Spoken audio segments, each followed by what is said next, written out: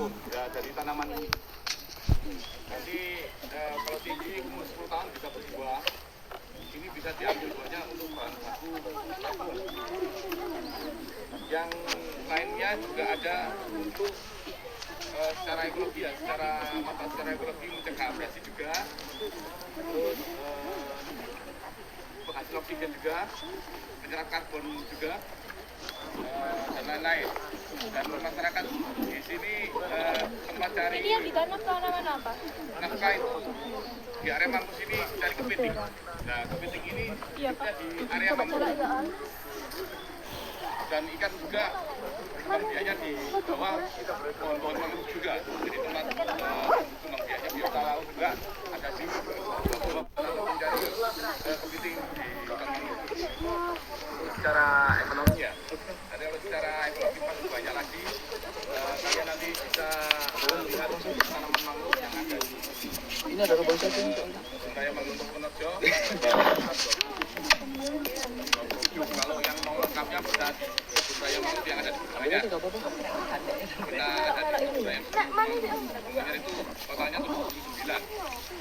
Yang harusnya kalau di Indonesia ini 228 jenis tanaman mangrove.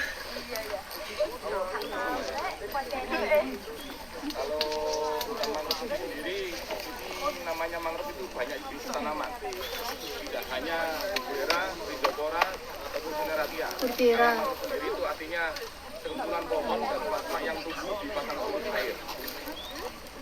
Di air terutama air payau. Bisa adaptasi sama air payau. Kalau tubuhnya semuanya pakai akar nafas ya. Jadi akar nafas itu kalau kalian nanti jalan keluar lancip-lancip lihat ada lancip-lancip itu akar. Kalau keluar dari batang ke bawah itu juga akar. Ini menahan tanah supaya tidak abrasi.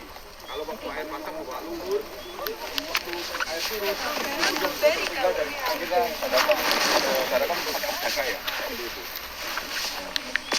Kalau ada pertanyaan silakan yang mau tanya. Silakan, yang ada yang mau ditanyakan. Alasannya gini, untuk jenis yang Rhizopora sudah penuh ya di area kita. Tinggal Bruguera aja yang sedikit jumlahnya. Jadi untuk lebih banyak Brugueranya saya arahkan untuk nanam Bruguera dulu. Karena hutan mangrove ini 1 hektarnya itu ada 1000 tanaman. Sudah terlalu padat juga untuk Rhizoporanya. Ada lagi yang mau tanya? Silakan yang lain. Dampak ke lingkungannya apa ya, Pak? Dampak lingkungannya tetap ini mencegah abrasi ya. Yang kedua untuk penyerapan karbon ya, karena tanaman mangrove 5 kali lebih kuat untuk menyerap karbon, karbon itu. Yang lain silakan.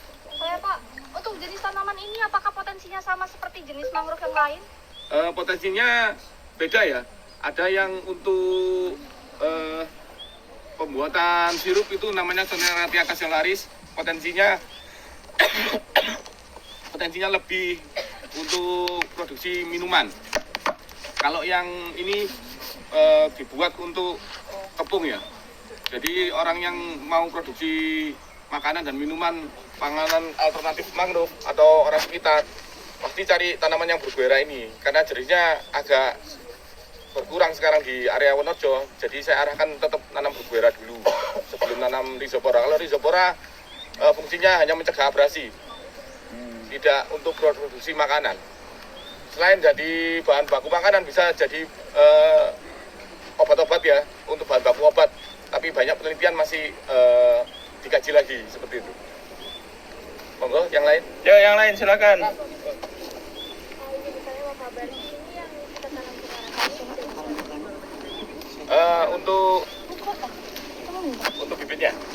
Kalau bibitnya petani kita selalu membibit tanaman mangrove di areanya atau di area tambak-tambak. Kalau ada buahnya jatuh, tanaman mangrove itu tumbuhnya kan dari buahnya yang jatuh.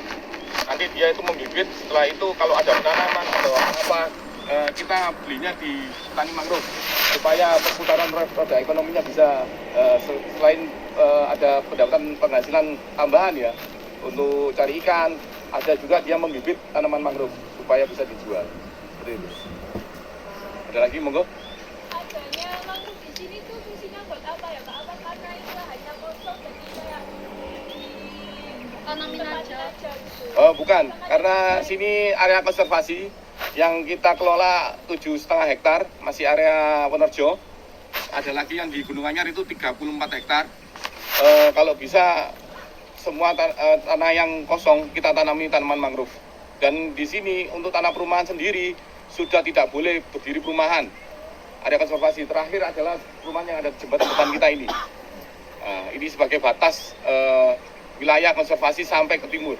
Kalau ada lagi pembangunan di sebelah sana berarti menyalahi konservasi karena IMB-nya tidak diterbitkan seperti itu. Jadi tetap kita kalau lahan kosong kalau sudah dilimpahkan ke kita tanami. Kalau besok ada